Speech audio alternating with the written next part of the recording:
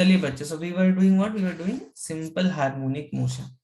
तो अभी तक जितना हम लोगों ने किया है उसके हम लोग एक फॉर्मूले की लिस्ट यहाँ पे बना लेते हैं, ठीक है। तो देखो यहाँ पर तो हमने क्या देखा था, इक्वेशन ऑफ एसएचएम क्या था, x is equal to, yes क्या था, जल्दी से बताओ।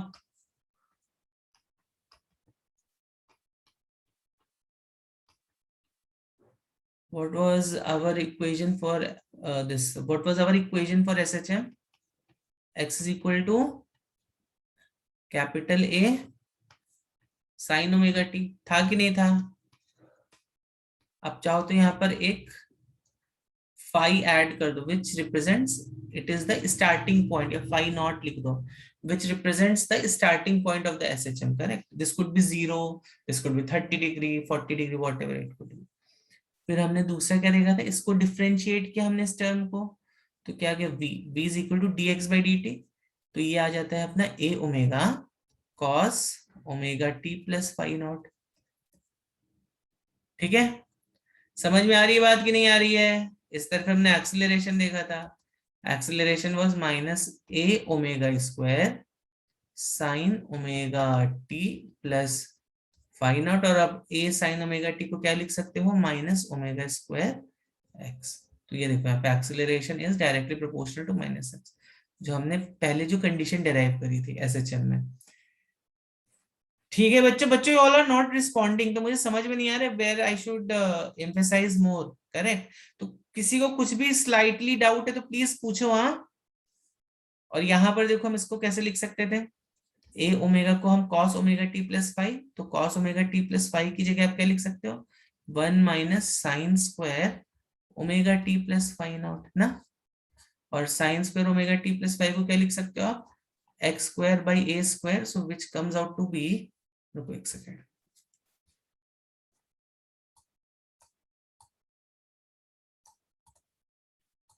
ठीक है। तो this comes out to be a omega 1 - x² / a², which comes out to be omega times a² - x²। ठीक है ना बच्चों, से समथिंग, यस नो, कुछ बोलिए, समझ में आ रहा है, नहीं समझ में आ रहा है। यस सर, समझ में आ रहा है। आ रहा है सबको कि नहीं। और यहाँ पे देखो ये वाली कंडीशन थी अपनी ओमेगा² एक्स की, ठीक है। तो ये सब कुछ आपको वैल्यूज पता रहनी चाहिए, ठीक है। इतना तो हमने देखो, इसी के हमने ग्राफ्स भी बनाए थे ना, याद है इसके ग्राफ्स जो हम लोगों ने बनाए थे बच्चों, याद आ रहा है इसके जो ग्राफ्स बनाए थे, करेक्ट। और फिर हमने देखा था एम्पलीट्यूड क्या होता है किसी भी एसएचएम का, ठीक है। एम्पलीट्यूड देखा था, ए इज द एम्पलीट्यूड ना, this was the amplitude of this SHM. और टाइम पीरियड कैसे निकाल देते हैं, दिस, यहाँ से टाइम पीरियड आप निकाल सकते हैं। एक्चुअली ओमेगा की जो वैल्यू होती है, ओमेगा की जो वैल्यू होती है वो कितनी होती है, 2 पाई/टी होती है, ठीक है। This is the value for omega, angular velocity जिसको आप बोलते हो, ओके। तो यहाँ this is basically angular velocity या एंगुलर फ्रीक्वेंसी बोल सकते हो, ठीक है, ऑफ एन एसएचएम। उसके बाद हमने क्या देखा था, फेज, फेज क्या होता है, this was phase for an SHM, ये फेज था। इस टर्म को क्या बोलते थे, इसको बोलते थे इपॉक, ठीक है। तो ऐसे ऐसे we have seen certain things over here, okay. तो किसी बच्चे को कुछ यहां तक कुछ डाउट है, यहां तक किसी को कुछ डाउट, ओके। अब देखो, अब अगर मैं काइनेटिक एनर्जी की बात करूं, what is kinetic energy, what is kinetic energy of an, what do you think will be kinetic energy of an SHM, कितना होगा, जल्दी से बताओ, काइनेटिक एनर्जी कितना होगा किसी भी एसएचएम का, ½ mv² होगा कि नहीं होगा, होगा ना, ½ mv²। तो v को हम क्या लिख सकते हैं, हाफ एम, v को हम लिख सकते हैं this thing, this whole thing, ठीक है, ½ m ओमेगा² times, just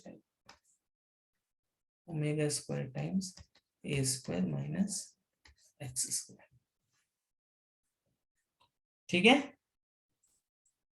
Okay. And what was potential energy of an SHM? किसी भी SHM का पोटेंशियल एनर्जी कैसे निकालते थे? देखो तो काइनेटिक एनर्जी की ये फॉर्मूला हो गया. This is formula for kinetic energy. Now let's move on to the potential energy of an SHM. अच्छा, पोटेंशियल एनर्जी के लिए हम क्या करेंगे? we'll take this analogy of spring. ठीक है, तो देखो पोटेंशियल एनर्जी किसी भी स्प्रिंग में जो स्टोर होती है वो क्या होती है? बताओ मुझे. पोटेंशियल एनर्जी जो कि स्टोर होती है किसी भी स्प्रिंग में वो क्या होती है? सपोज ये मीन पोजीशन हो गई, तुम इसको यहाँ से यहाँ तक लेके गए तो तुमने इसको x डिस्टेंस तक डिस्प्लेस किया, करेक्ट? सो पोटेंशियल एनर्जी जो स्टोर होती है किसी भी स्प्रिंग में, it is half of kx square. होती है कि नहीं होती बच्चों? होती है ना? ओके. और अगर मैं किसी भी स्प्रिंग को, देखो स्प्रिंग में जो रिस्टोरिंग फोर्स लग रहा होगा कितना लग रहा होगा? स्प्रिंग में जो रिस्टोरिंग फोर्स है वो कितना लगता है? kx, correct? तो क्या मैं ये बोल सकता हूं kx जो होगा यहाँ पर ये ओमेगा स्क्वायर एक्स के बराबर है? kx जो है बेसिकली वो किसके बराबर है? kx इज एक्चुअली ये एक्सेलरेशन हो गया एक्चुअली. तो can I say force which is equal to kx, it is equal to m omega square x. Yes और नो? हमें मालूम है ना कि कोई भी एसएचएम अगर हो रहा होगा तो वहां पर जो एक्सीलरेशन की जो वैल्यू है वो किसके बराबर होती है? बच्चों किसके बराबर होती है एक्सीलरेशन की value? Acceleration is directly proportional to minus x. ठीक है, acceleration is directly proportional to minus x ना. तो फोर्स कितना होगा? Force is equal to mass into acceleration which is equal to minus m omega square x. ठीक है, समझ में आ रही बात कि नहीं आ रही है? तो कैन आई से इट लाइक दिस? तो यहां से देखो k की वैल्यू कितनी आ गई? यहां से k की वैल्यू आ गई m ओमेगा स्क्वायर. तो यहाँ पे पुट कर दो पोटेंशियल एनर्जी की जगह, तो it will give you half m omega square x square. So this is potential energy. और देखो यहाँ पे टोटल एनर्जी जो है, total energy of an SHM. Now this is true for any situation. ये हम स्प्रिंग से हमने भले एग्जांपल हमने स्प्रिंग का लिया है यहाँ पर, but this is true for any situation. ठीक है, आप पेंडुलम के लिए ये यूज कर सकते हो. ठीक है, आप कोई भी पार्टिकल जो ऑसिलेट कर रहा है उसके लिए ये कंडीशन इज ऑलवेज ट्रू. ठीक है, ये बस डेरिवेशन के लिए मैंने आपको यहाँ पे स्प्रिंग का एनालॉजी दे दिया, otherwise this is true for any SHM. ठीक है, ओके. क्योंकि एक्चुअली आता कहां से पोटेंशियल एनर्जी का ही जो रिलेशन है, it comes out from here. आप यहाँ पे एक्चुअली वर्क डन निकालते हो, work done is equal to F dot d x. तो फोर्स तो यहाँ पे जरूरी नहीं, फोर्स हम के एक्स ही अज्यूम करके चलते हैं. के एक्स डी एक्स करोगे तो अगेन दिस कम्स हाफ के एक्स स्क्वायर. अब की कोई भी एसएचएम ले लो, वहां पे के एक्स जो है वो एम ओमेगा स्क्वायर एक्स के बराबर होगा ना.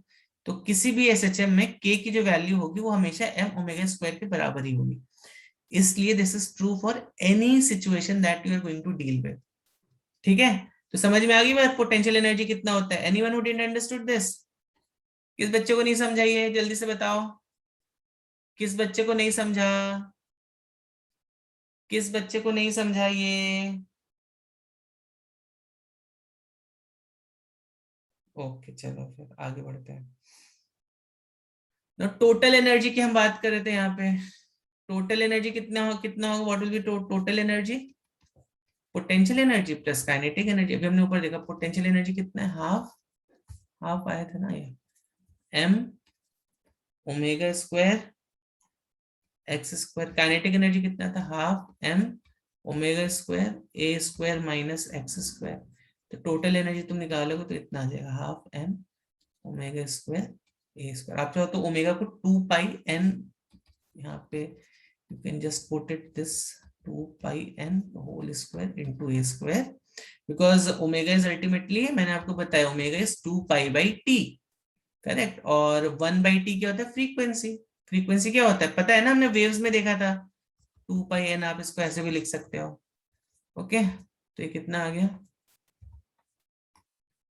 This comes out to be, I mean you can just, इसके जो फाइनल जो value 2π² m m a²। so यहाँ पे a जो है ना एम्पलीट्यूड है, तो इसको मैं कैपिटल से लिख देता हूँ। This is amplitude. आपको लगेगा एक्सीलरेशन है क्या? a is amplitude, a² times n²। ठीक है, समझ में आ गई बात कि नहीं आ गई सभी बच्चों को? समझ में आ गई कि नहीं आ गई बात? तो ये सब कुछ फॉर्मूले से बच्चे जो आपको ध्यान में रखने हैं। Please make a note of all this formulas.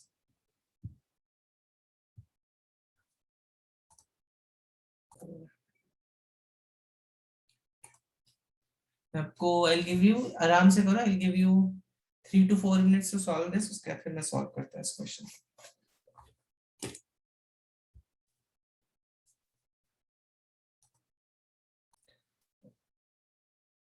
चलो बच्चों, तो इसको सॉल्व करते हैं।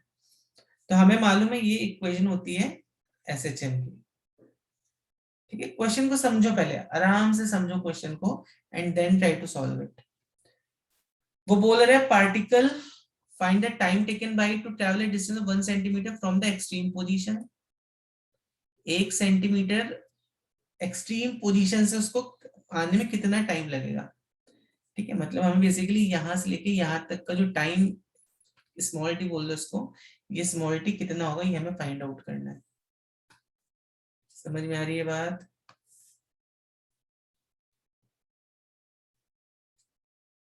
ठीक है, समझ में आ रही है बात कि नहीं आ रही है? Okay.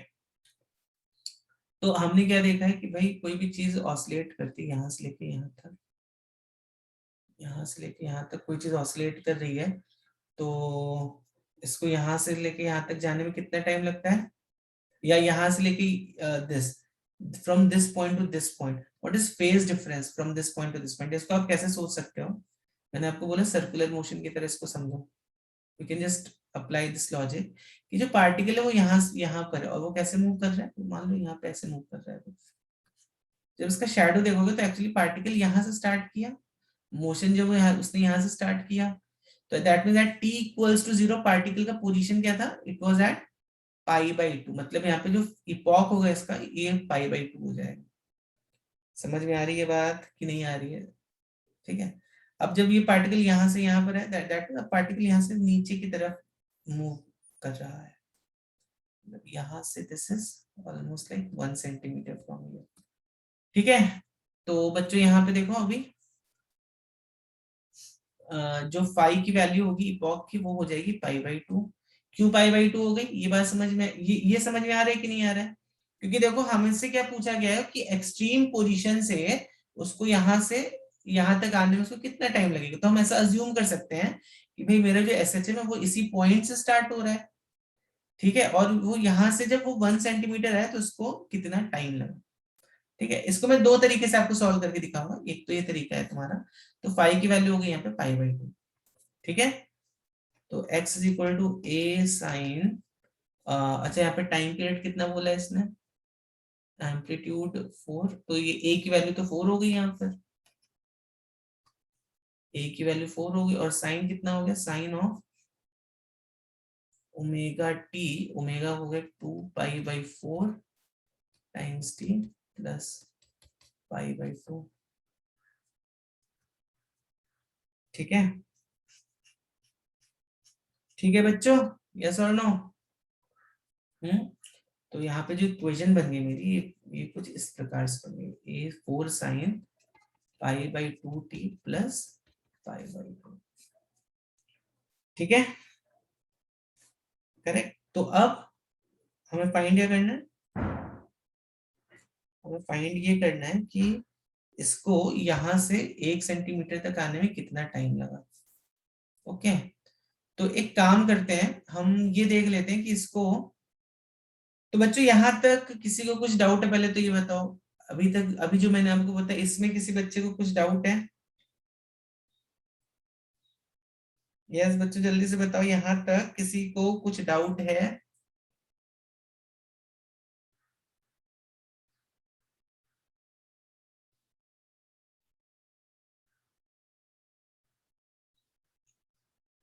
Anyone having any doubt till here? Okay, तो अभी आप ट्राई करोगे इसके आगे? तो मैंने अभी आपके लिए इक्वेशन बना दी है, अब आपको फाइंड करना है, अगर एसएचएम की इक्वेशन ये हो गई मेरी, ठीक है, तो उसको उसको यहां से यहां तक आने में कितना टाइम लगेगा? अब थोड़ा सोचो आगे। देखो यहाँ पर, जब आप x को 4 पुट करते हो, लेट से आपने x को 4 पुट किया यहाँ पे, ठीक है, ध्यान से समझना एकदम। तो x को 4 पुट करोगे मतलब sine of pi by 2 t plus pi by 2, ये 1 आ जाएगा ना, for x is equal to 4। मतलब ये जो एंगल है, इस एंगल की वैल्यू कितनी हो गई? पाई by 2t plus pi by 2, ये कितना हो गया? साइन इज 1, कहां पे मिलता है आपको साइन में?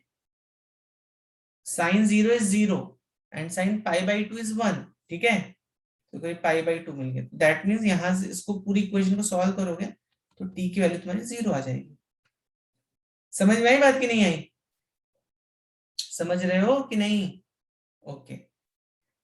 अच्छा, अब मान लो मुझे फाइंड करना है कि जब ये, क्योंकि देखो ये स्टार्ट कहां से कर रहा है, ट्राई टू अंडरस्टैंड दिस। ये तुम्हारा मीन पोजीशन हो गया, ठीक है, मैं यहाँ पे एक्स एक्सिस बनाता हूँ, ये तुम्हारी मीन पोजीशन हो गई, विच इज मान लो x is equal to 0।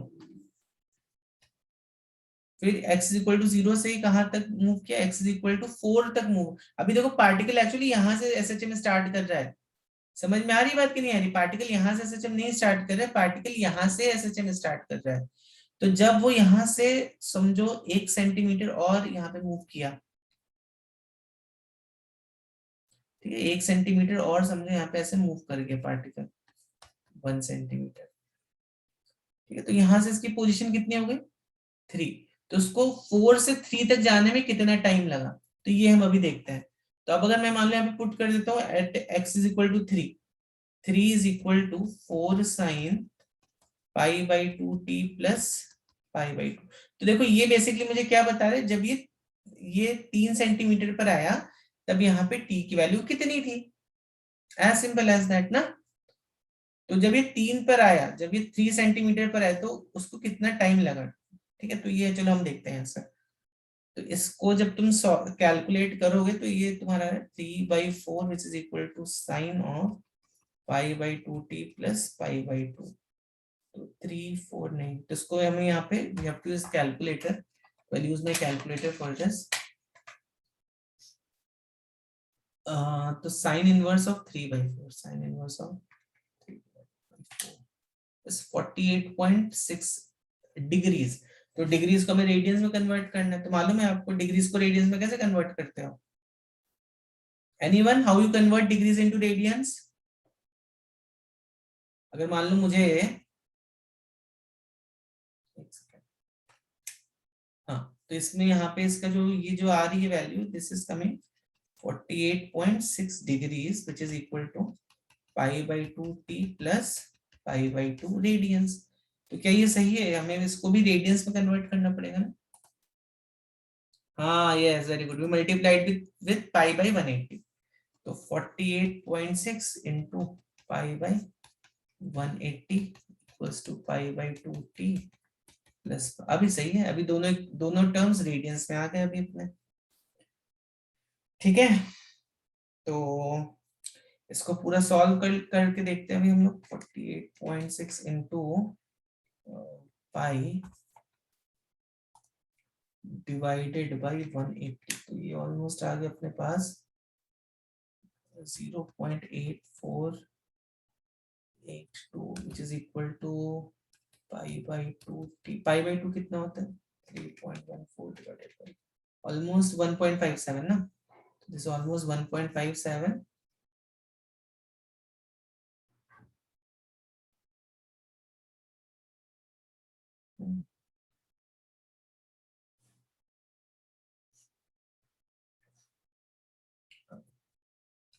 1.57 t plus 0.57 t। अच्छा 1.5 ओनली 1.57 यहाँ पे मुझे, और एक यहाँ पे, so that time does not becomes negative। देखो अगर मैं ये इक्वेशन यूज करता हूँ तो टाइम जो है वो नेगेटिव हो जाएगा, ठीक है। Yes yes Nachiket, very good. तो इसके लिए मुझे क्या करना पड़ेगा, यहाँ पे 3 पाई का मल्टीप्लाई कर देना पड़ेगा। 1.57 है बेसिकली, यहाँ पे मुझे मल्टीप्लाई कर देना पड़ेगा, करेक्ट। तो you have to just add 1.57 over here, pi by 2 plus this thing। so finally जो तुम्हारा आंसर आएगा वो कितना आएगा, एक सेकेंड, 0.84।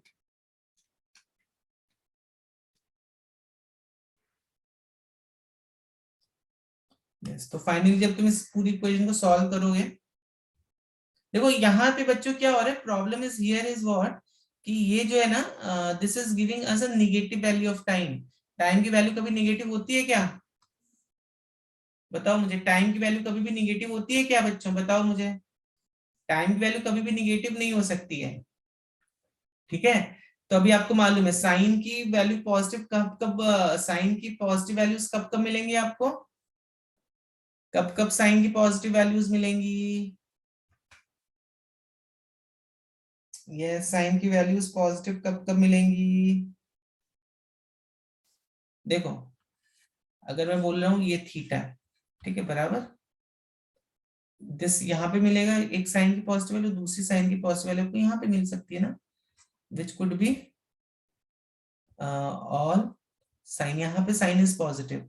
तो फिर I think we have to, ये जो एंगल है I have to take this, इसको, इसका मैग्नीट्यूड हमें थोड़ा बड़ा लेना पड़ेगा। तो उसके लिए फिर हम इसको पाई माइनस थीटा करेंगे हम यहाँ पे, करेक्ट।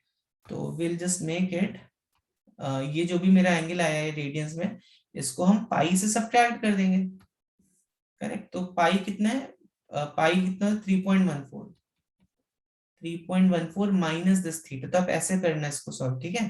तो रुको ऐसे करके देखते हैं अभी आ रहा है कि नहीं आ रहा है। 0.84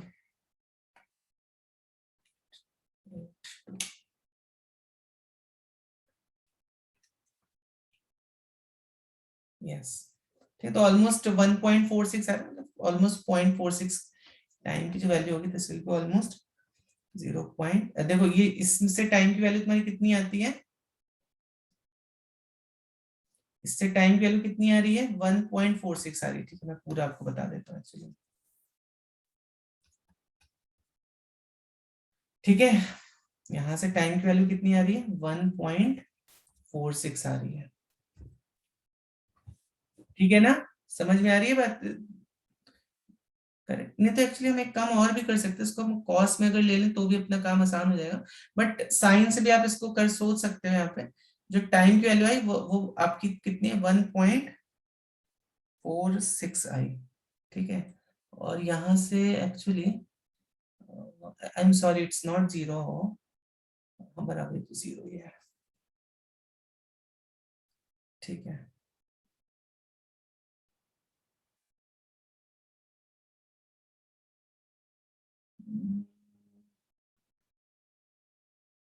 ठीक है, एनीवेज तो यहाँ से टाइम की वैल्यू कितनी आ गई बच्चों, 1.46 आ रही है, ठीक है।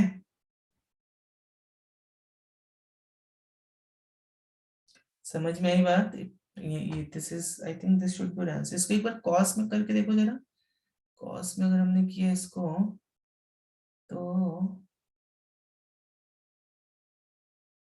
सर वो टी 0.46 आना चाहिए ना।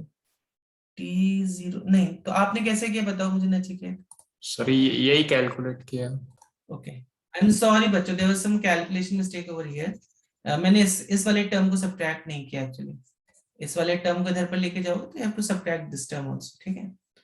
तो 3.14 minus 0.8482 minus 1.57 equals to 1.57 t, ठीक है।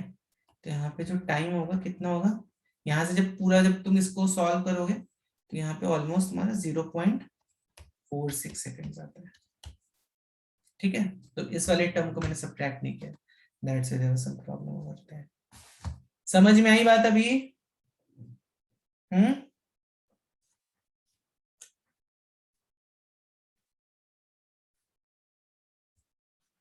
बच्चों समझ में आई बात कि नहीं आई?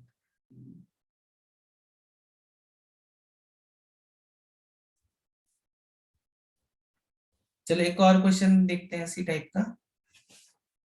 दो एक क्वेश्चन और अभी ट्राई करोगे अपने आप से कि नहीं? अभी 4। तो ये बच्चों एक की दूसरी अप्रोच से मैं इस क्वेश्चन को सॉल्व कर रहा हूँ। हाँ ठीक है ना? तो ध्यान से देखो अभी। तो ये जो टाइम पीरियड अभी कितना है इसका 4 सेकंड है। ठीक है, तो कहने का मतलब आप चाहो तो इसकी इक्वेशन को आप ऐसे भी लिख सकते हो। You can just write this equation as x is equal to a sin omega t। ठीक है, तो अब जब तुम इस तरह से इसकी इक्वेशन को बनाते हो तो इसका मतलब ये हो गया कि इसको देखो यहां से यहां तक जाने में कितना टाइम लग रहा है टोटल। यहां से तक जाने में 1 सेकंड लग रहा है। ठीक है, फिर इसको यहां से यहां तक आने में कितना टाइम लग रहा है? इसको यहां से यहां तक आने में भी 1 सेकंड लग रहा है बच्चों। देखो इसकी इक्वेशन आपको समझना बहुत जरूरी है। अब x को तुम क्या पुट कर दोगे? x को पुट कर दो, मान लो अब अभी, लेकिन हमें हमें फाइंड क्या करना है? हमें फाइंड करना है इसको यहां से यहां तक आने में कितना टाइम लग रहा है ना, ये हमें फाइंड करना है ना। इसको यहां से यहां तक आने में कितना टाइम लग रहा है। तो देखो हम ऐसा अप्रोच लगा रहे हैं कि भाई इसको यहां से यहां तक आने में कितना टाइम लग रहा है, इसको यहां से यहां तक आने में कितना टाइम लगा। ठीक है, आप ऐसा समझो इसको, यहां से यहां तक आने में कितना टाइम लगा। तो जब मैं यहाँ पे 3 पुट करूंगा अभी और 4 साइन ओमेगा टी, तो यहां से जो टी की तुम्हें वैल्यू मिलेगी वो क्या बताएगा कि तुम्हें इस मीन पोजीशन से यहां तक आने में 3 सेंटीमीटर तक चलने में कितना टाइम लगेगा, ये बता रहा है ये। ठीक है, इसको जब तुम sine omega t is equal to 3/4 करोगे और यहां से टी की वैल्यू निकालोगे तो यहां से टी की वैल्यू आ जाएगी, यहां से टी की वैल्यू आ जाएगी 0.5388 सेकेंड्स। ठीक है, अब तुम्हें क्या मालूम है इसको यहां से देखो, अब जस्ट ट्राई टू अंडरस्टैंड। अब तुम्हें ये चीज पता चल गई कि इसको यहां से यहां तक जाने में 1 सेकंड लग रहा है, क्योंकि इसने बोला है इसका जो पीरियड है वो 4 सेकंड है।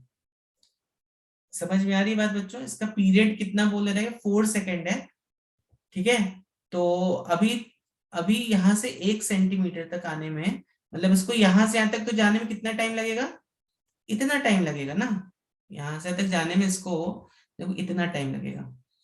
ये जो टाइम है कहां से कहां तक जाने में लगेगा? यहां से यहां तक जाने में टाइम लगेगा। ठीक है, तो फिर इसको यहां से यहां तक जाने में कितना टाइम लगेगा? इसको यहां से तक आने में कितना टाइम लगेगा? 1 - t। तो 1 - t मतलब कितना? 1 - 0.5388। तो 1 - 0.5388 कितना हुआ? 1 - आंसर कितना हुआ? आई एम सॉरी, 1 - 0.5388, ऑलमोस्ट 0.46 आएगा। यस, तो ये ऑलमोस्ट अप्रोक्सीमेटली 0.46 आ जाएगा। बच्चों ये अप्रोच आपको समझ में आया क्या? कितने बच्चों को नहीं समझे ये अप्रोच जो मैंने अभी आपको बताया है? कितने बच्चों को नहीं समझा? जस्ट रेज योर हैंड्स अगर ये अप्रोच आपको नहीं समझ में आया तो। कितने बच्चों को ये अप्रोच समझ में नहीं आया है? जस्ट रेज योर हैंड जल्दी से।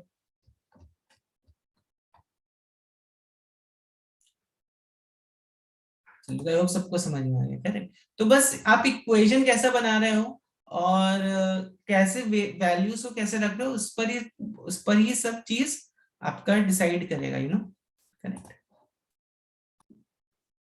We are just suppose to calculate किस पॉइंट पे काइनेटिक और पोटेंशियल एनर्जीज जो है वो इक्वल हो जाएंगी। ठीक है, तो हमें मालूम है काइनेटिक एनर्जी का फॉर्मूला क्या था?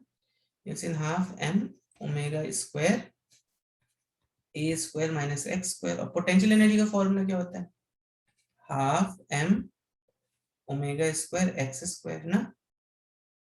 ठीक है, okay, this is potential energy. तो काइनेटिक और पोटेंशियल इक्वल मतलब इसको इक्वल इक्वेट कर दो। तो हाफ हम this will get cancel of. कितना है? ए की जगह 10 पुट कर दो, 10 square x square equals to x square. Yes, तो 10 स्क्वायर इज इक्वल टू, देखो कितना सिंपल क्वेश्चन है। अगर आपको इक्वेशन कैसे यूज करना है ये समझ में आ गया तो these questions are really very simple actually. 100/2 कितना हो गया ये? 100/2 मतलब इसको चाहिए तो आप ऐसे लिख सकते हो 10/√2। ठीक है, 10/√2 विच इज, इसको 10/√2 आपको जनरली ऑप्शन में ऐसे ही दिया दिया रहेगा। Correct, so this is the value of x। तो 10, एक सेकंड, 10 डिवाइडेड बाई 2 वैल्यू आती है, यस, तो x की वैल्यू 7.0706 आ गई। ठीक है, चलो एक लास्ट क्वेश्चन करते हैं और फिर हम लोग will take a break of 10 minutes.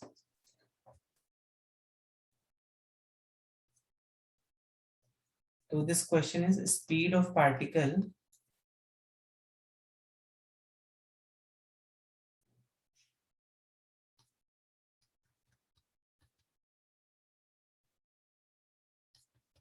performing, this is my question number third question that we are seeing of this chapter.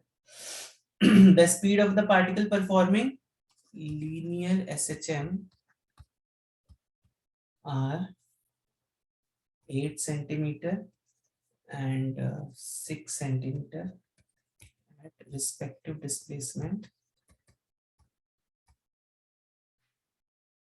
of 6 centimeter and 8 centimeter.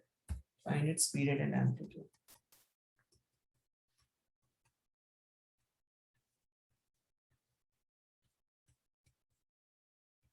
जल्दी से बताओ इसको।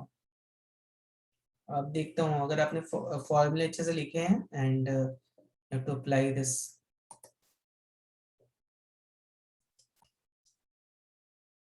देखो स्पीड का फॉर्मूला क्या होता है, omega times a square minus x square.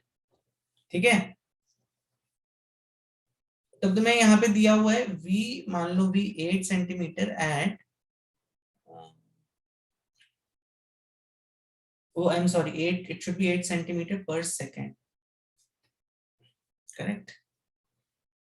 तो 8 जब है तो इसका इसका पोजीशन क्या है, 6 है, और 6 है तो इसका पोजीशन 8 है।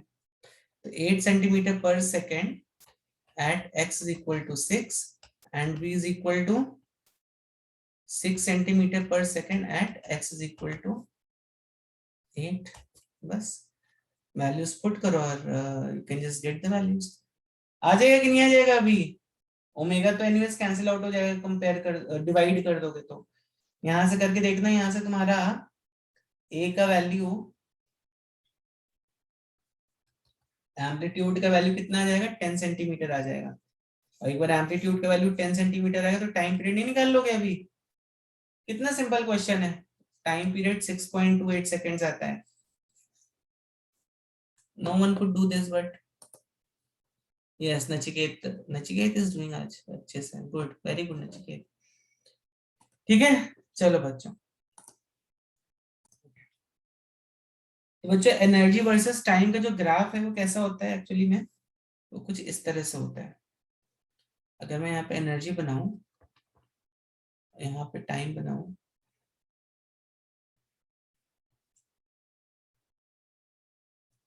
ठीक है,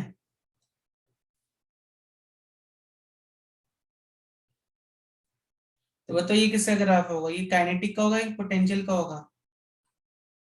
ये किसका ग्राफ होगा, ये काइनेटिक का होगा या पोटेंशियल का होगा? जल्दी से बताओ।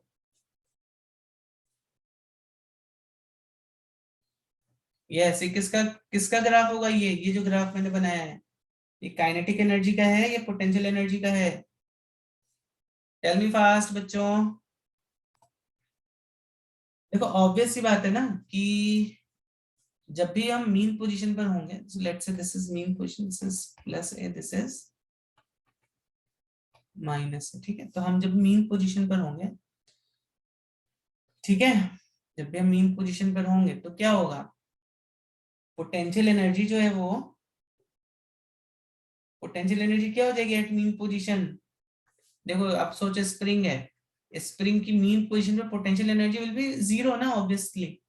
जैसे जब इसको इसको आप यहाँ से खींचोगे तो इसकी पोटेंशियल एनर्जी बढ़ेगी, तो मैक्सिमम इसकी पोटेंशियल एनर्जी इसकी एम्पलीट्यूड्स पर होगी, मतलब एक्सट्रीम पोजीशंस पर होगी। ठीक है, उसी तरह अगर मैं काइनेटिक एनर्जी की बात करूं तो इसका ग्राफ कुछ ऐसा जाता है काइनेटिक एनर्जी का। This is kinetic energy, this is potential energy. ठीक है, और टोटल एनर्जी क्या होता है, दिस इज टोटल एनर्जी।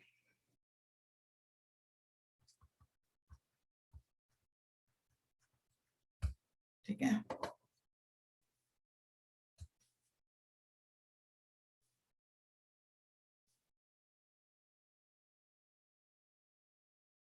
समझ में आई बात? जल्दी से इसको लिख लो, जल्दी से ड्रॉ करो, 1 मिनट का टाइम दे रहा हूं।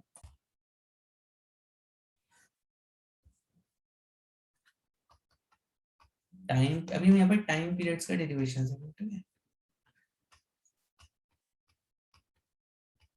वेरियस oscillating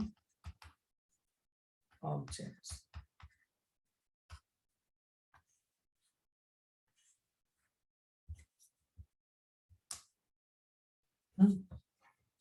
तो देखो, पहले तुम एक सिंपल सा केस देखते हैं, एक सिंपल पेंडुलम का।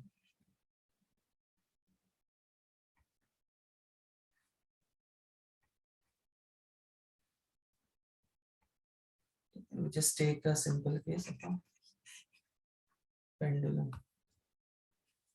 पेंडुलम के केस में क्या होता है, अगर हमने ऐसा अज्यूम किया बच्चों, already we have done it but एक बार फिर से कर लेते हैं। तो मान लो ये ऐसा ऑसिलेट हो रहा है, ठीक है, ऐसे आपको इनफैक्ट क्वेश्चन निकालने को भी पूछता है, इसका टाइम पीरियड बताओ, उसका टाइम पीरियड बताओ। करेक्ट, सो लेट्स एक पेंडुलम है, वो ऐसे ऑसिलेट हो रहा है, इट्स ऑसिलेटिंग लाइक दिस। तो देखो इस वाले पॉइंट पे when it is at its extreme position, so मान लो ये एंगल थीटा पर है, तो इस पे नेट फोर्स कितना लग रहा होगा, इस पे जो नेट फोर्स है वो लग रहा होगा mg sin थीटा का।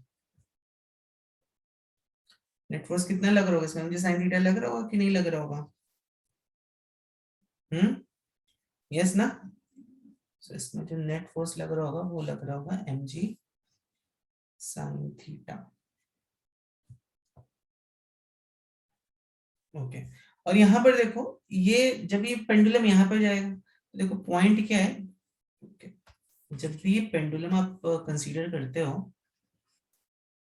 अगर मान लो मैं इस पेंडुलम को यहाँ पर ऐसे लेके जाता हूँ, क्यों मैंने बोला mg sin थीटा लग रहा है ये भी समझ लो आप। देखो एक तो mg का फोर्स ऐसा होगा, ठीक है, अब इस mg के फोर्स को हम डिवाइड कर सकते हैं एक कंपोनेंट में और एक ये कंपोनेंट में। सो ये बेसिकली अगर ये थीटा है, this is also theta, so this will be what, this will be mg cos theta and this is mg sin theta, mg cos theta and mg sin theta। ठीक है,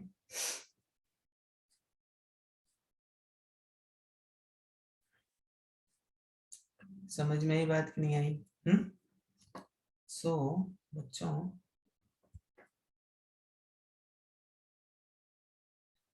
ठीक है ना, इतनी बात समझ में आ गई? तो देखो ये जो mg sin थीटा वो मैंने यहाँ पे बनाया, और जब ये पेंडुलम ऐसा हो जाएगा, कैसा ऐसा हो जाएगा जब ये पेंडुलम, तो यहाँ पर अगेन mg ऐसे लग रहा होगा, mg sin थीटा पे इसको परपेंडिकुलर लग रहा होगा, mg cos थीटा ऐसे लग रहा होगा। सो this is basically mg sin theta. तो यहाँ पे mg sin थीटा कुछ इस तरह से लग रहा होगा। तो यहाँ पर देखो ये बेसिकली mg sin थीटा जो है वो एक रीस्टोरिंग फोर्स है कि नहीं है बच्चों? mg sin थीटा जो है वो एक रीस्टोरिंग फोर्स की तरह एक्ट कर रहा होगा यहाँ पे। इनफैक्ट यहाँ पे आप इस पेंडुलम के मोशन को अगर आप देखोगे तो आप इसको ऐसे भी अप्रोक्सीमेट कर सकते हो। अगर हमने एंगल बहुत बड़ा नहीं लिया तो आप पेंडुलम का देखो, पेंडुलम का मोशन ऐसे गया, फिर ऐसे आया, यहाँ से यहाँ आया, फिर यहाँ से यहाँ पर आया। तो पेंडुलम का मोशन हम इस तरह से इसको ऐसे अप्रोक्सीमेट कर सकते हैं। और दूसरा क्या चीज है, यहाँ पे जो फोर्स लग रहा है वो mg sin थीटा का अप्रोक्सीमेटली देखो मीन पोजीशन की तरफ लग रहा है कि नहीं लग रहा है, इस mg sin थीटा, करेक्ट। तो क्या ये सिंपल हार्मोनिक मोशन होगा, बताओ मुझे, क्या ये सिंपल हार्मोनिक मोशन होगा कि नहीं होगा? यस, होगा ना सिंपल हार्मोनिक मोशन। क्यों होगा सिंपल हार्मोनिक मोशन? क्योंकि यहाँ पे जो फोर्स है वो हमेशा मीन पोजीशन की तरफ डायरेक्टेड है। यहाँ पर देखो, अगर ये इसकी मीन पोजीशन हो गई, this is the mean position, these are the extreme position, so force is always directed towards its mean position. समझ में आई बात कि नहीं आई? समझ में आई बात बच्चों की नहीं आई इतनी? ओके, तो अब ये तो हो गया हमारा फोर्स। तो फोर्स कितना है? Force is mg sin theta, ठीक है। ओके, अब क्योंकि मैंने यहाँ पे थीटा को, एक्चुअली मैंने यहाँ पे बोला है theta is very very small, तो हम चाहिए तो साइन थीटा को हम we can also approximate sine theta as approximate as theta, correct. और आपको क्या मालूम है थीटा क्या होता है? What is theta?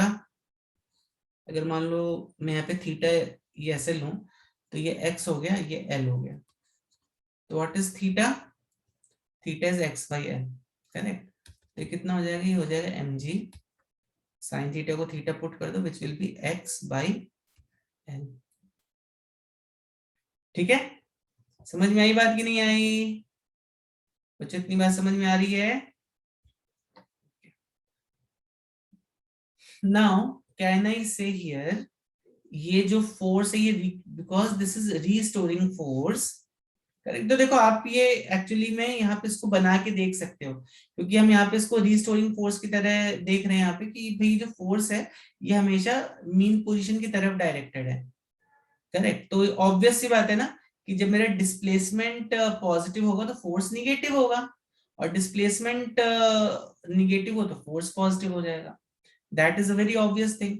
तो हम क्या यहाँ पर ही बोल सकते हैं mg x by l is actually equal to minus omega square x, see we can say this, in fact हम यहाँ पर ही इसको बोल सकते हैं f is directly proportional to minus x।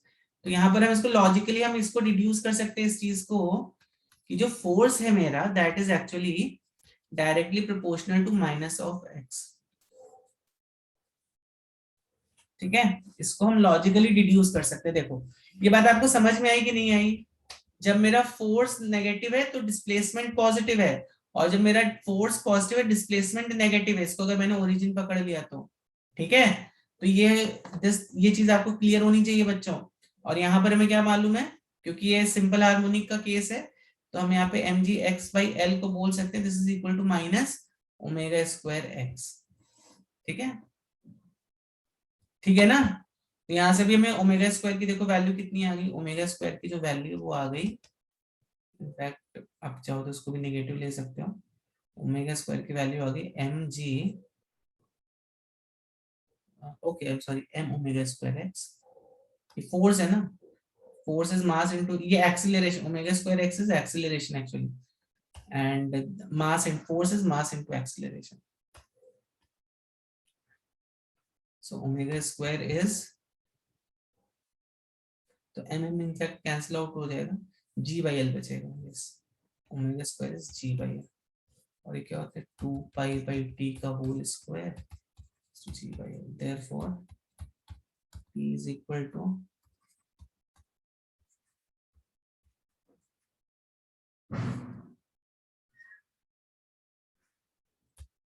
ठीक है। समझ में आएगी बात?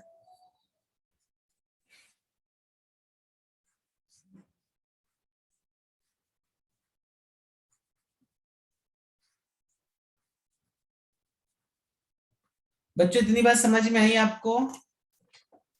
ठीक है, जल्दी से इसको लिख लो, फिर हम लोग स्प्रिंग का देखेंगे, फिर स्प्रिंग का केस देखेंगे यहाँ पर, और भी कुछ 2-3 केसेस देखेंगे। जल्दी से को लिखते हुए चलो। तो अभी हम लोग स्प्रिंग का केस देखेंगे, ठीक है। स्प्रिंग में जो ऑसिलेशन होता है उसका टाइम पीरियड क्या होता है। तब समझे कि कोई स्प्रिंग है हमारी, अच्छा दिस इज अ स्प्रिंग, अब इसको तुमने स्ट्रेच किया, स्ट्रेच करके यहां तक लेके आए, फिर इसको यहां तक लेके आए, तो ये ए हो गई, इसका एम्पलीट्यूड ए हो गया। ठीक है बच्चों, तो अब ये स्प्रिंग है, तुमने इसको इस पॉइंट से इस पॉइंट तक लेके आए, इसको इस पॉइंट से इस पॉइंट तक लेके आए। अब जब तुम इसको इस पॉइंट से इस पॉइंट तक लेके आए, तो what are the forces that are acting on this block? देखो एक तो येलो फोर्स लग रहा है जो कि kx के बराबर है, और जब इस ब्लॉक को यहां तक लेके आओगे, इसको कंप्रेस करोगे, तो स्टिल यहां पर भी ये kx वाला फोर्स लगेगा। ठीक है, समझ में आ रही है बात कि नहीं आ रही है? तब देखो यहाँ पे मीन पोजीशन रीस्टोर, ये जो फोर्स लग रहा है ये मीन पोजीशन की तरफ लग रहा है कि नहीं लग रहा है? तो हम क्या बोलेंगे, जो ये जो फोर्स है this is actually directed towards its mean position. तो जो फोर्स हो गया, force is directly proportional to -x। क्या हम ये चीज बोल सकते हैं यहाँ पर? यस बच्चों बताइए, क्या हम बोल सकते हैं force is always directed towards its mean position? मतलब जब ये डिस्प्लेसमेंट पॉजिटिव होगा, x is positive, force is negative. देखो, और जब हमारे यहाँ पे डिस्प्लेसमेंट नेगेटिव हो गया, तो फोर्स मेरा पॉजिटिव हो गया। ठीक है बच्चों, इतनी बात समझ में आ रही है कि नहीं आ रही है? तो फोर्स को हम क्या लिख सकते हैं यहाँ पे? फोर्स को लिख सकते हैं kx, इनफैक्ट फोर्स को -kx लिख सकते हैं। ठीक है, anyways, and this should be equal to -m omega square x। ठीक है, करेक्ट। तो यहां से देखो k की जो value k/m is equal to omega square, simple. ठीक है ना? तो बस अभी यहाँ पे देख लो, 2π/t is equal to m का रूट, ठीक है, स्क्वायर है तो डायरेक्टली लिखते हैं, तो t is equal to 2π/m/k।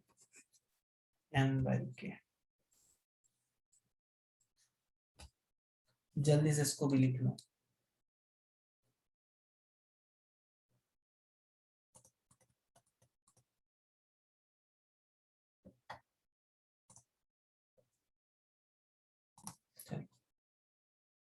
तो अब देखो स्प्रिंग की थोड़ी बात की जाए, तो अगर मैं आपको एक ऐसा केस दूं, दो स्प्रिंग है, इसका स्प्रिंग कांस्टेंट k1 है और इसका स्प्रिंग कांस्टेंट k2 है, ये मास m है, तो इसका टाइम पीरियड बता सकते हो कितना होगा? Can you tell me what will be time period for this?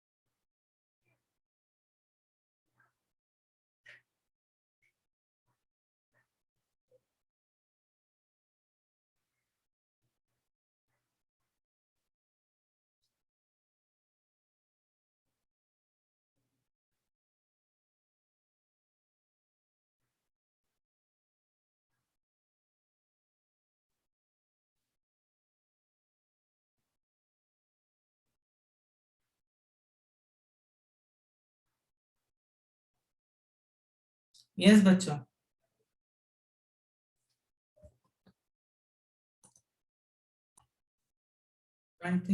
चलो देखो, ये जो है ना, बेसिकली जब हम स्प्रिंग्स को ऐसे लगा देते हैं, ठीक है, जब भी हम स्प्रिंग्स को बच्चों ऐसे लगा देते हैं, ठीक है, तो यहाँ पर आप इसको देखो, आप बेसिकली दो स्प्रिंग्स को हमने सीरीज में लगा दिए, ठीक है, तो अब यहाँ पर हम इसको एक सिंगल स्प्रिंग की तरह ट्रीट करेंगे, जिसका कि स्प्रिंग कांस्टेंट k नेट है। ठीक है, तब आप सोच के देखो, अगर आप यहाँ पे कोई फोर्स F लगा रहे हो तो सेम फोर्स F यहाँ पे भी लगेगा ना। F जो यहाँ पे जो F जितना F लग रहा है उतना ही F तो यहाँ पे भी लगेगा, है ना? तो इसको हम बोल देंगे F is equal to, in fact जितना आपका डिस्प्लेसमेंट यहाँ पर होगा उतना ही इसका उतना ही एक्चुअली उसका हाफ डिस्प्लेसमेंट या प्रोपोर्शनल डिस्प्लेसमेंट होगा, but one thing we can say is, अगर मान लो इसका डिस्प्लेसमेंट x1 हुआ, इसका डिस्प्लेसमेंट x2 हुआ, ठीक है, डिस्प्लेसमेंट अलग अलग होगा, करेक्ट, दोनों अगर सेम है देन हाफ हाफ आप बोल सकते हो, अदरवाइज डिस्प्लेसमेंट जो है वो डिफरेंट होगा यहाँ इस केस में, इस स्प्रिंग का डिस्प्लेसमेंट अलग होगा, इस स्प्रिंग का डिस्प्लेसमेंट अलग होगा, करेक्ट। तो जो नेट फोर्स है वो लेकिन दोनों के केस में सेम लगेगा, तो F is equal to K1 x1 equals to K2 x2, ठीक है। तो यहाँ पर देखो x1 कितना आ गया F बाई K1, x2 कितना आ गया F बाई K2, और अगर अगर हम यहाँ पे बोलते हैं, यहाँ पे भी F लग रहा है और यहाँ पे जो डिस्प्लेसमेंट हुआ है वो x हुआ है, करेक्ट। तो x is basically equal to x1 plus x2 ना, करेक्ट ना। तो यहाँ पर देखो हम क्या बोल सकते हैं, x को हम बोल सकते हैं f by k which is equal to x1 is f by k1 plus f by k2। तो बेसिकली देखो यहाँ पर हमने क्या किया, यहाँ पे जो स्प्रिंग्स जो थी मेरी सीरीज में लगी हुई थी, ठीक है, यहाँ पे फोर्स F लगाया, तो इस फोर्स F की वजह से मान लो टोटल डिस्प्लेसमेंट x हुआ, जो कि किसकी वजह से डिस्प्लेसमेंट था, इस x1, इस k1 स्प्रिंग की वजह से जो x1 डिस्प्लेसमेंट हो रहा था, k2 स्प्रिंग की वजह से x2 डिस्प्लेसमेंट हो रहा था, करेक्ट, ठीक है ना। तो यहाँ पर हम क्या बोल सकते हैं, 1 by k net is equal to 1 by k1 plus 1 by k2।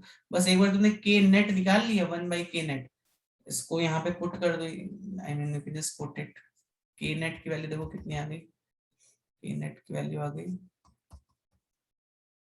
k1 plus k2, ठीक है, दिस इज k नेट। तो टाइम पीरियड देखो यहाँ पे कितना, 2 pi root of m by k था, तो यहाँ पे k नेट आ जाता है, यहाँ पे बस एक k नेट की वैल्यू सब्स्टिट्यूट कर देना। समझ में आई कि नहीं आई बच्चों, समझ में आई बात, बच्चों समझ में आई बात कि नहीं आई।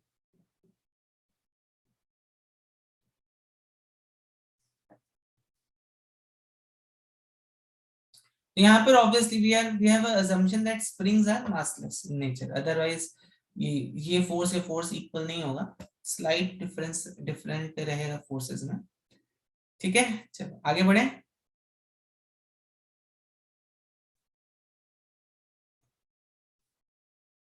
इस वाले केस में बताओ जरा, अगर मान लो मैंने स्प्रिंग्स को ऐसे कनेक्ट कर दिया,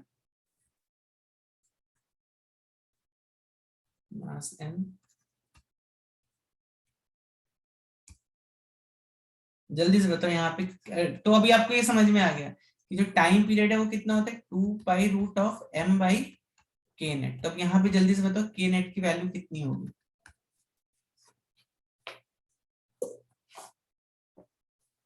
जल्दी से बताओ k नेट की वैल्यू कितनी होगी, सीधे से। जब तुम अभी इस स्प्रिंग को इस ब्लॉक को नीचे लेके आओगे, मान लो तुम इस ब्लॉक को नीचे लेके आते हो सम डिस्टेंस x, ठीक है, तो ये भी तो तुम्हारा x डिस्टेंस से नीचे जाएगा ना,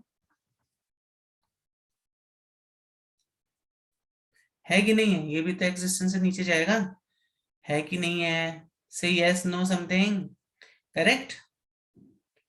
तो हम इस स्प्रिंग को एक सिंगल स्प्रिंग से रिप्रेजेंट करेंगे k नेट और यहाँ पे m, ठीक। तो बच्चों यहाँ पे ये जो फोर्स लग रहा है F, ये F is equal to k net into x, और यहाँ पे भी देखो दोनों स्प्रिंग्स का इस केस में डिस्प्लेसमेंट सेम है, ठीक है, दोनों स्प्रिंग्स का डिस्प्लेसमेंट सेम है, लेकिन क्या है यहाँ पे दोनों में फोर्सेस अलग अलग होंगे, हो सकता है इसमें फोर्स F1 हो, इसमें हो सकता है फोर्स F2 हो, तो F1 is how much, F1 plus F2 is equal to F, ठीक है, और F1 कितना है, F1 is K1x plus K2x which is equal to K net into x। तो यहाँ पे जो K नेट हो गया K1 प्लस K2, ठीक है, समझ में आई बात कि नहीं आई। इनफैक्ट ये वाला केस और ये केस और ये केस ऑलमोस्ट सेम है। देखो ये वाला जो केस है और ये वाला जो केस है,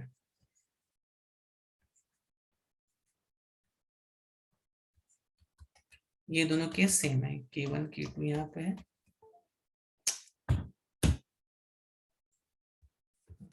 या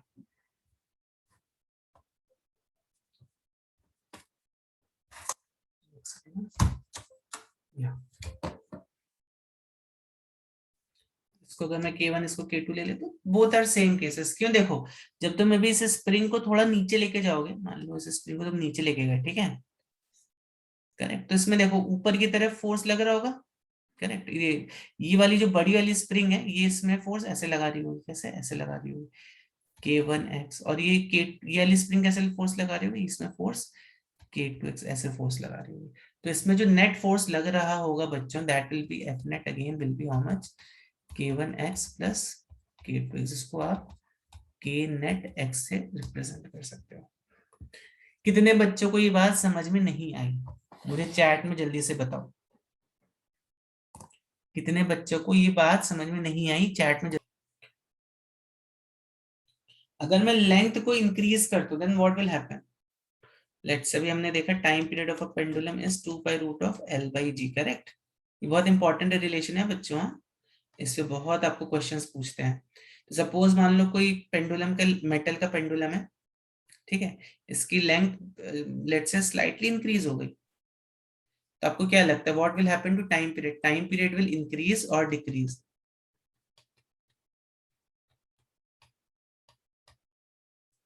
जल्दी से बताओ।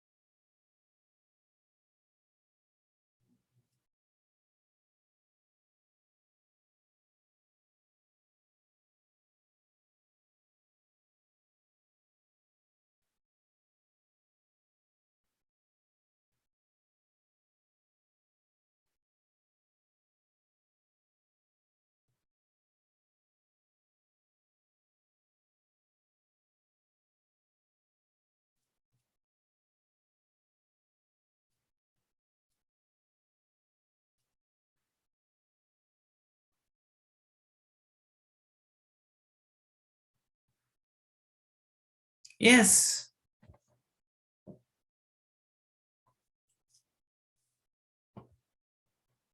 Just a second, yes time period will increase, correct.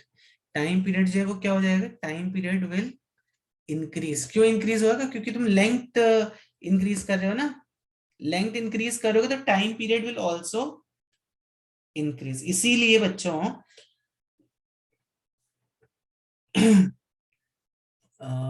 इसीलिए जब तुम्हारे समर्स में लेंथ बढ़ जाते तो time period of a clock also, मतलब टाइम जो है वो क्या हो जाएगा, नॉट टेल मी दिस। अगर सपोज समर में, okay let us take it as an example, कि समर में मान लो लेंथ ऑफ जो तुम्हारा स्ट्रिंग का जो लेंथ वो इंक्रीज हुआ, तो बताओ मुझे टाइम पीरियड जो है वो क्या हो जाएगा, what will happen to the time period? Time मतलब तुम्हारा क्लॉक जो इट विल लूज टाइम और it will gain time. In summers clock lose time और गेन्स टाइम। तो what do we mean by lose time and what do we mean by gain time? देखो, lose time का मतलब हुआ, if I am not wrong, पहले तो आप सोच के बताओ, आई विल टेल यू, मैं आपको चैट में मुझे बताओ आपकी क्या अंडरस्टैंडिंग है, फिर हम लोग आगे बढ़ते हैं इस पे। सिंपल सा फंडा है इसका। देखो, t is equal to 2 pi root of L/G। Actually एक चीज आपको बताता हूँ, रूट जी की जो वैल्यू होती है अप्रोक्सीमेटली पाई के बराबर होती है, ठीक है। तो यहां से हम चाहो तो तुम जी जी इसको कैंसिल कर सकते हो, और अगर तुमने लेंथ को 1 मीटर ले लिया तो यहाँ पे जो टाइम पीरियड आता है कितना आ जाएगा? टाइम पीरियड आ जाएगा 1 सेकेंड, ठीक है। कितना आएगा टाइम पीरियड?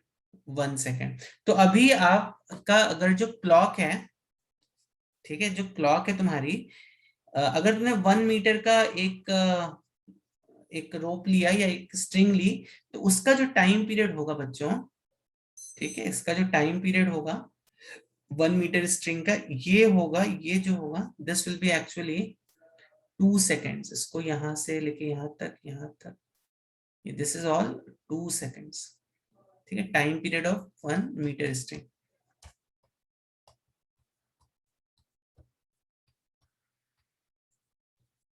2 सेकेंड्स, ठीक है। समझ रहे हो? Time period of 1 metre string is 2 seconds. इतनी बात समझ में आई सबको? इतनी बात समझ में आई सबको? तो अब अगर तुम्हारा लेट्स से इन समर्स तुम्हारा ये जो स्ट्रिंग है ये थोड़ी सी बढ़ गई, करेक्ट, इसने अपनी लेंथ को गेन कर लिया, देन व्हाट विल हैपन? इसका जो टाइम पीरियड है अभी क्या हो गया? अभी 2 सेकेंड, इसको एक ऑसिलेशन करने में ज्यादा टाइम लग रहा है ना, इसको एक ऑसिलेशन करने में ज्यादा टाइम लग रहा है कि नहीं है बच्चों? है कि नहीं है? इसको एक ऑसिलेशन करने में ज्यादा टाइम लग रहा है, बराबर है?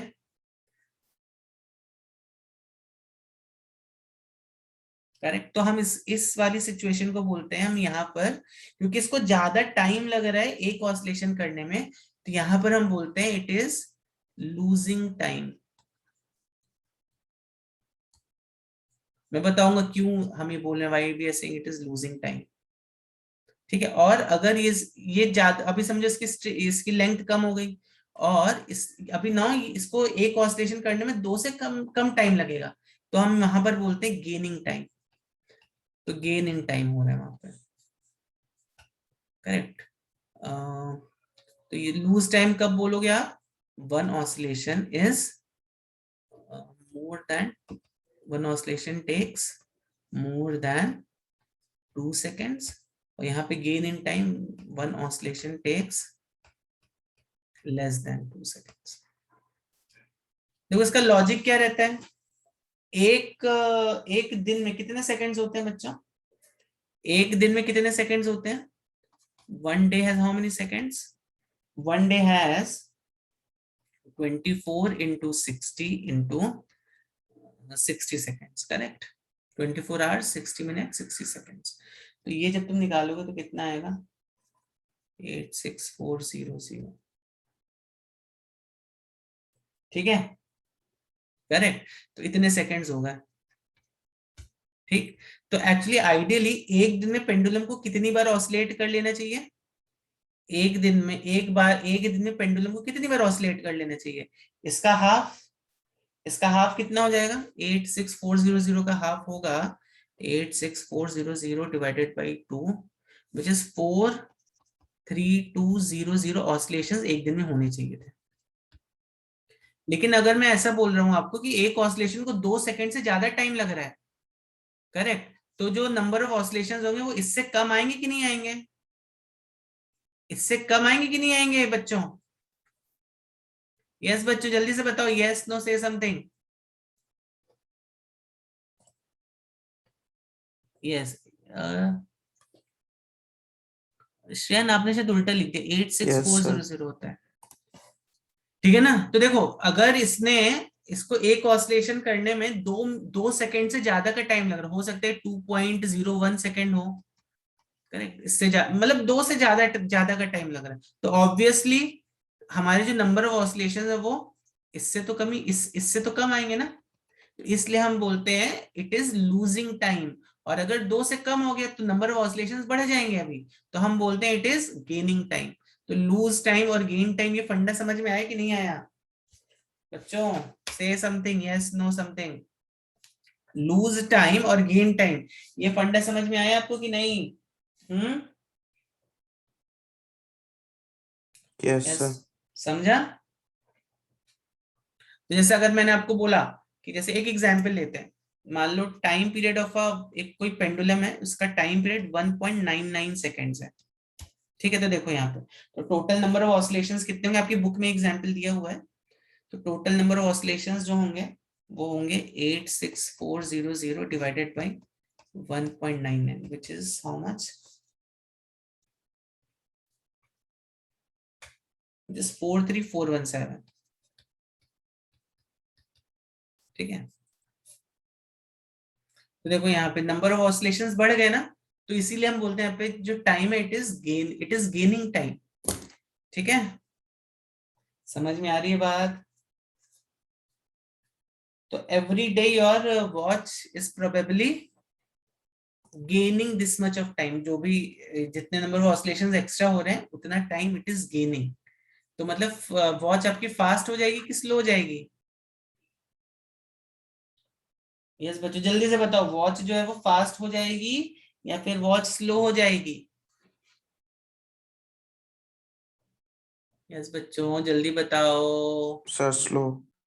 वॉच क्यों स्लो क्यों होगी? स्लो क्यों होगी? कौन बोल, नचिकेत आप बोल रहे थे?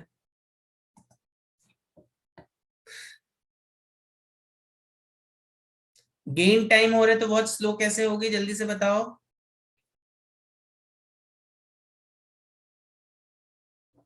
क्योंकि वो अभी देखो